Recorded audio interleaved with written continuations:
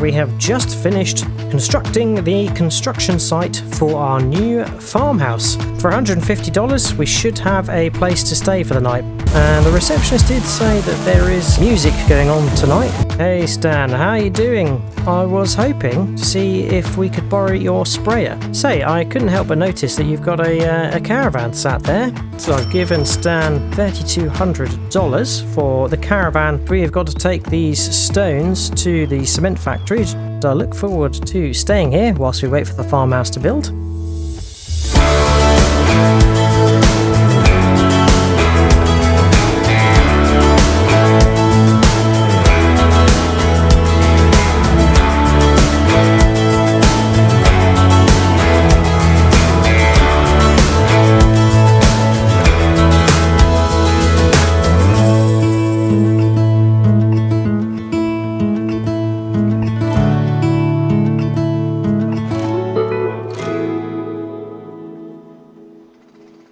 Hello everyone, and welcome back to the American Dream at Riverbend Springs. It's still December, and it's a chilly afternoon at that. We've just stopped for a break and a cup of tea in the caravan, but there is no rest for the wicked. We are unfortunately short by one pallet of cement that we need to supply to our farmhouse construction. We took some stones to the cement factory, but we're waiting on that to turn into cement, so we'll have to bring this over here at some point once it is ready. But I have heard from Walter, and you might have noticed that we have some contracts pending. That's right, Walter has been in touch, and he's seen the weather forecast, which is showing that we're due just under 30 centimetres of snow, probably overnight. And Walter has just taken delivery of a new plow, which is a larger plow, and Walter has also had his tractor remapped and souped up so it can now cope with pulling a larger plow. But unfortunately, because of the cold weather, he has not really been able to sit in a tractor for too long, so he has asked for our help to plow up two of his fields, field 2 and 3. So I'm going to head over there first thing this afternoon and help him out with those two ploughing jobs. And then, yeah, I guess we might have to buckle down, because there is snow on the way. And, yeah, it's going to be a little bit chilly in our caravan. I do wonder what Riverbend Springs will do with all of the snow that we're expecting. It's funny, as the sun might be shining now, but in about 24 hours the whole town is going to be blanketed with snow. So we made it to Walter's, and yeah, I can see him over there. I guess he heard us coming in. I hope he's not standing outside too long, because it is bitterly cold at the moment. Hey Walter, how you doing? Ah, that's no problem. Happy to help at short notice. Luckily, we didn't have anything else planned this afternoon. Yep, we cracked on and got rid of that old shed on that piece of land we bought from you. And it's gone. But we've managed to purchase a caravan from Farmer Stan, so we're living in that whilst the farmhouse is being built. It's no problem, Walter. I know how cold it gets, and being sat in a tractor for so long when it is cold is not any good for you. Got it. Fields 2 and 3, that is fine. And yes, understand the tractor's had a bit of a boost, and you've got a bigger plough now. Well, it makes sense that you want those fields ploughed before the snow hits, so yeah, we'll crack on with it. Cheers, Walter. Always good to see Walter, but he tells me the tractor is set up and ready to go over here. Now, of course, Walter is a little bit older, so sat in a tractor in the cold is not any good for him, and obviously I think Katie's probably busy at the animal dealer, so he's turned to us to help him with the ploughing. And yeah, it's kind of a interesting time really, because it seems like Walter has upgraded his John Deere 185 to around 240 horsepower, and he's done that so he could buy a bigger plough, which is this Pottinger Servo T6000P. I don't know how wide it is, but he said it needs 210 horsepower to pull it. So yeah, it looks like we've got the front weight attached and the new plough on the back. So yeah, let's hop in the John Deere. And get it fired up. And I'm hoping to try and utilise GPS for these two jobs if I can, because I remember that Walter's tractor has got GPS installed. I think the last time we did some ploughing, not too far from where we live and where the farmers market is, we actually didn't use it, and yeah, it was a substantially more effort. So I'm going to get lined up to get that all nicely set. Looks like we are turning in a crop here. If I hazard a guess, it looks like canola to me. Turns out it's soybeans in this field, and I probably want to change direction on field 3, so I'm going down the long route. Now we've also got field 2 across the road to do, so yeah, we've got quite a lot of ploughing to be getting on with. Okay, we've got that set, so we can unfold the plough. I think we are going to have to rotate it to the other side after it's unfolded from transport position. And yeah, that's because we want the furrows pushing the dirt outwards. So let's see if we can line up. I have set the GPS to do 3 headlands, and that is because we want to ensure that we've got some good turning space on either end. It doesn't matter so much for these rows down here. There we go. Let me just make sure we are aligned. I think we are, although I might be 1 row too far over.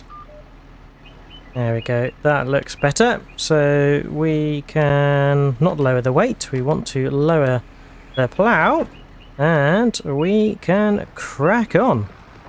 Now I think Walter has souped up the tractor, so it's going to have no issue pulling this. We had a shorter plough last time that we used. I think it was a good sort of maybe even 3 or 4 furrows shorter. But yeah, this time we've got a much larger one. So we're going to crack on with ploughing these fields up for Walter. Catch you when we're done.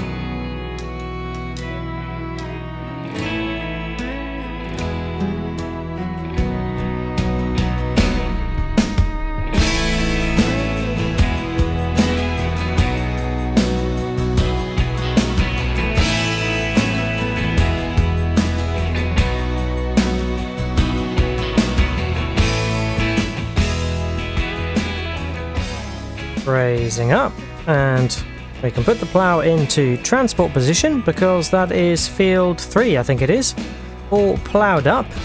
And I did a fairly considerable job.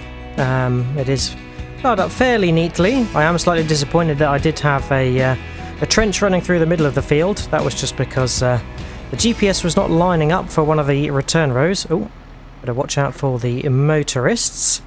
And then on the headland, obviously doing the headland last means that you can leave a trench on the ends where you have been doing the opposing rows. And yeah, it was a little bit difficult to turn at either end. I did kind of change tactic after the first row of ploughing. Rather than doing headlands, I did decide just to switch into rows. Sorry, bus driver. Thinking that I would have enough space either end, and I did, but it was a little bit fiddly at times. Right, here is the next field for us to plough up. It's considerably larger, but I'm thinking there is actually more turning space around it. There's not as much foliage, and there's a nice road here that we can drive into when there's no traffic coming in. And I think down that way is the cement factory. But yes, we need to pick a spot to start. I'm thinking possibly down on this straight end. This seems to be a long edge and a straight one, so that's always a good starting position. Right, I think I have got that set, so I can unfold. Yep, we want the furrows pointing outwards, and we will flip direction at each end. I'm not doing any headlands, I'm just going to be doing rows like I did last time, but I'm going to try and make this job a little bit neater than the last, so we are improving. That is not a good start because I think I'm not lined up with the edge, so let's move over a little bit. That is the funny thing about the GPS, sometimes it seems to throw you off, but I think that's fairly good. Right, yes, we'll leave that corner there to come and tidy up later on, so we can lower away and head on down. And I got to say, the tractor's been performing really well pulling this plough, and it is just a little bit difficult, or more difficult to manoeuvre than the previous because it is larger. But here we go, some more ploughing underway. We'll get this covered off and then hopefully we'll be finished not before too long.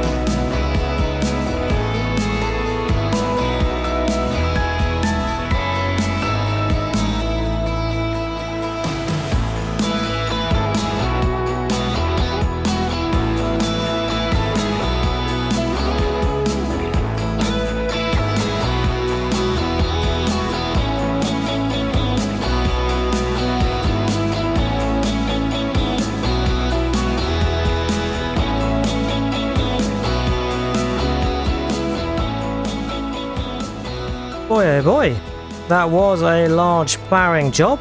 I'm just flipping the plough to the right hand side so we can then fold it up. And that was a very interesting job. I think we did much better on the second field than Walter's first field. And the main reason for that is some of the turning space we've got around the edge. But if you might have noticed, I was deploying some tactics at each row turn to try and make things a little bit easier, and it's something that I've seen some of the European farmers do at the end of each row, is they kind of do a little bit of a figure of 8, turning into the field and then back around themselves as they rotate the bidirectional plough, and that seems to line them up quite nicely.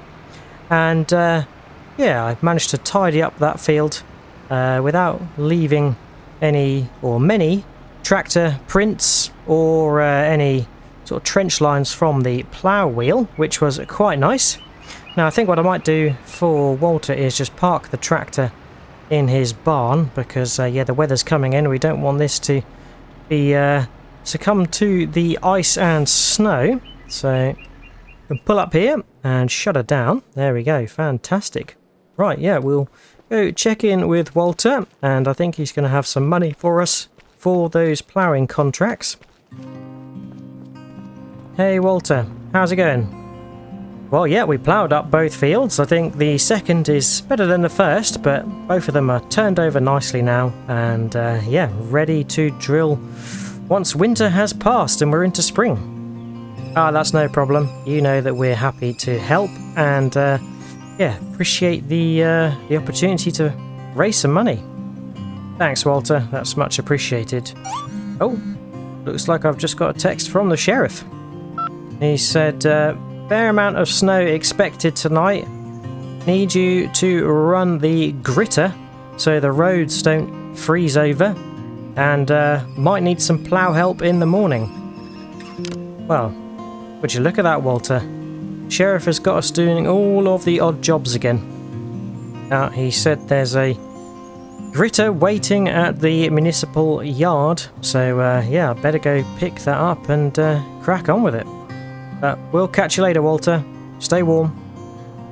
Well, there we go. Thanks, Walter. We've earned a good 8,500 and 4,500 from those 2 field contracts for Walter. Well, we better head over to the municipal yard, where the sheriff has told us there is a gritter waiting.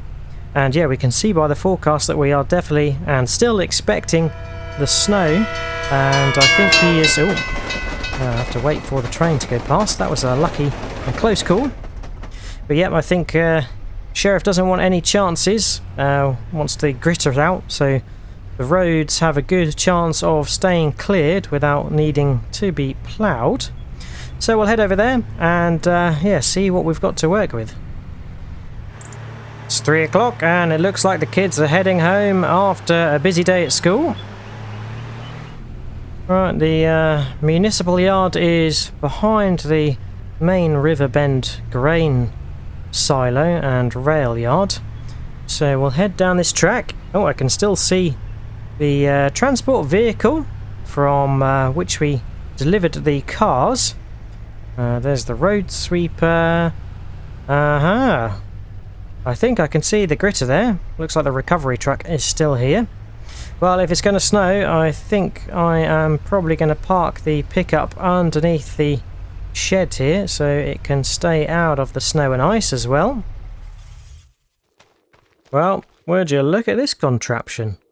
Seems like we've had a gritter and snowplow upgrade in Riverbend. I think the last one was actually parked in the sheriff's yard, or the police yard. So yeah, it looks like the local town have managed to stump up the funds to buy a gritter. And oh, it looks like there's a spreader underneath there that spreads the grit. Cool, bit of a machine this. Right, I better don the high vis. There we go, that's a bit better and a bit warmer actually. Right, keys under the wheel hub as usual. Let's hop in. Oh, there we go. The Western Star 3406 stock truck. Let's fire it up, shall we? Nice. Seems to be an older but quite a sizable truck. No sleeper cab. It's just got the gritter on the back there. So we don't need to deploy the plows because obviously there's no snow, but we will have to turn on the gritter. So yeah, let's make sure that is set up. Right, we can unfold the gritter and we'll just turn it on. There it goes. Right, I'll turn it off again because I don't want to waste the salt. Right, we better get the lights on. It's getting a little bit dark. And we want to have the beacons going. That is for sure as well. And in terms of plough, it looks like we've got one front and one side, which is quite interesting. And yeah, I guess we will drive around the main roads of Riverbend to make sure it's all gritted up in time for the snow to come. So yeah, leave that with me and we'll get this all gritted up.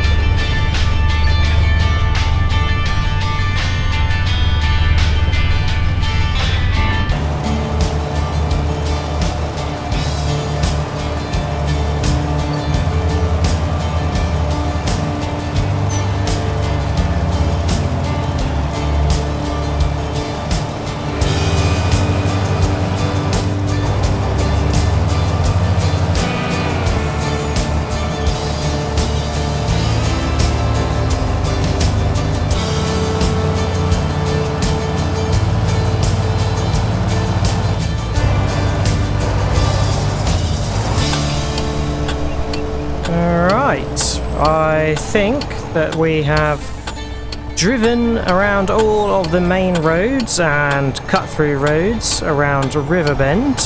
So I'm going to turn up towards where we are living and residing.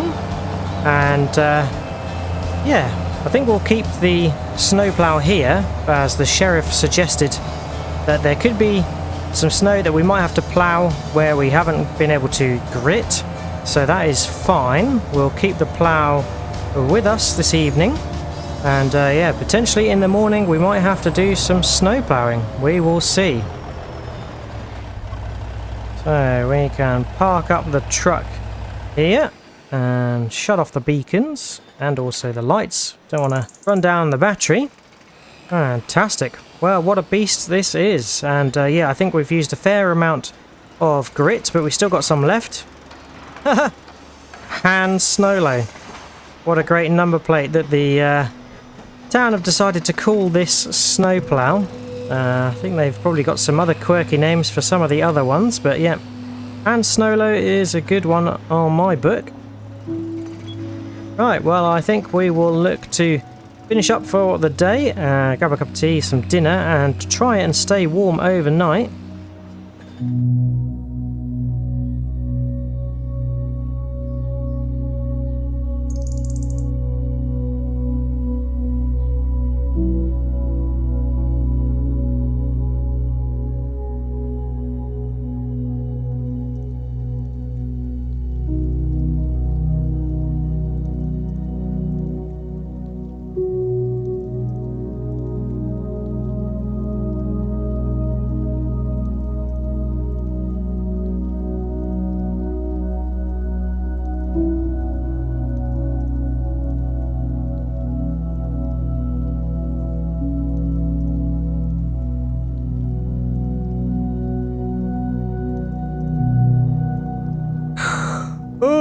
Well, it's morning and it certainly snowed.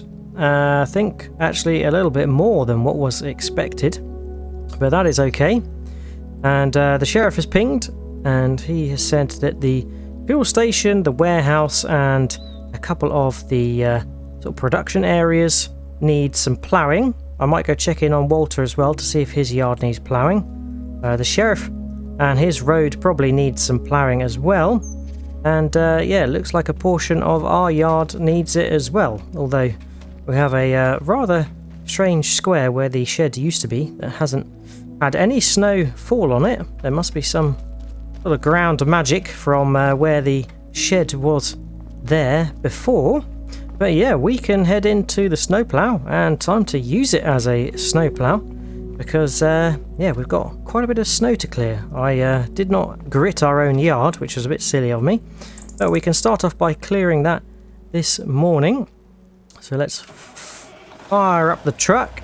Yeah, there we go. We can get the beacons on once again, and this time we are going to want to lower the plow, which will be the front plow first. There we go. Then we want to unfold the side plow, which means we're going to cover a lot more ground when we are ploughing, which is better than the previous plow we had on Riverbend. And yeah, I think we'll turn the gritter on and off as we need to. But yeah, let's get some snow cleared around the yard first of all. So let's drive forward. Hopefully we've got enough traction to push the plough to get out of our own little snow drift. There we go. Right, this plough is pretty effective, I've got to say. And yeah, we are doing more ploughing, but different ploughing this time. Because yeah, we've obviously been ploughing the ground and now we are ploughing the snow.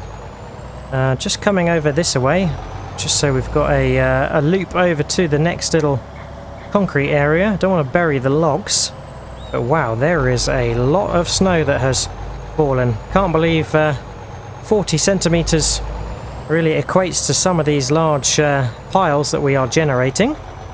But here we go.